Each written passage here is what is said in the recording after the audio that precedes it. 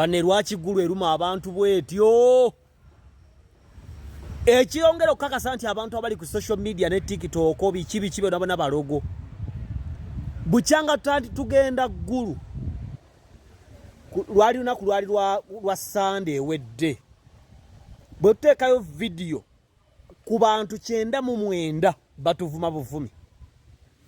kyokka ogenda okukebera abagenze Kyagulanyi Robert Sentamu ekawempe gye babakubidde emiggo nga bagamba abo bagezi bafuutu sooja era waliwo ne yagambye mbwe mwe muli basiru abaweereddwa ssente okulya mu nsi yammwe olukwe naye bali balwanirira ddembe lyabwe kyokka oyo alwanire kawempe gye bamumenyedde okugulu sira mutuuze we kawempe wabula agobeera nalukoola kuba Bobi Wine agenda kubeerayo lwe twasooka okugendera Bora okusoma wiiki yali nnamba abantu bayomba mbwe abantu abakulu tuli eyo twasaamiridde batu brainwashinga bwe tuzze eggulu batuvumye buli kyokola abantu tebakisiima tebakyagala bawulira obusungu baloma kubanga banaku era njagala bategeeza ladies and gentlemen nti bonna abatuvuma okuba twagenze eggulu temulimu wava muno temulimu Haamu temulimu Kirumira temulimu Sudiru temulimu Kataha Museveni mulimu ba Godfather Kaluvini Kayanja n'abalala era abantu waki banvuma nze tebandaba nko mu boys dormitory nze mayindi yange n'obusobozi bwange tebusobola kusoma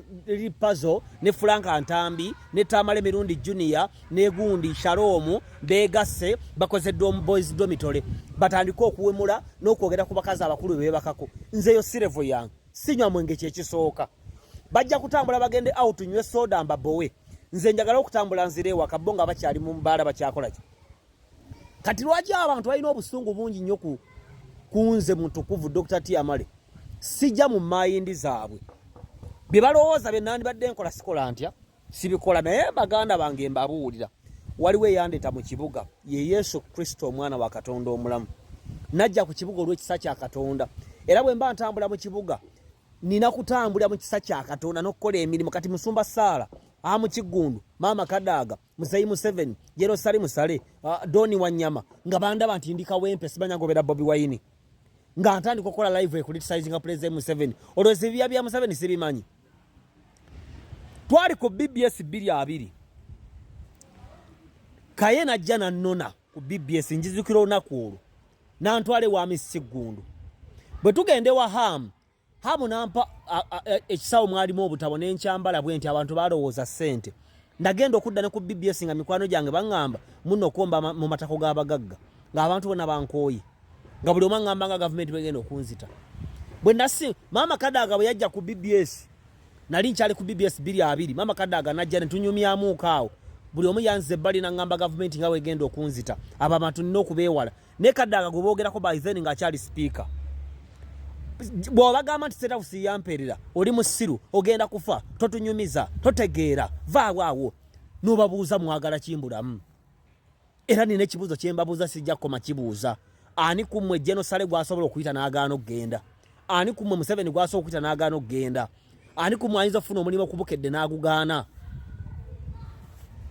buli kye tufuna abantu kibaluma ne boogera ebigambo ebikikirike eggulu ebaluma abantu baffa bayeba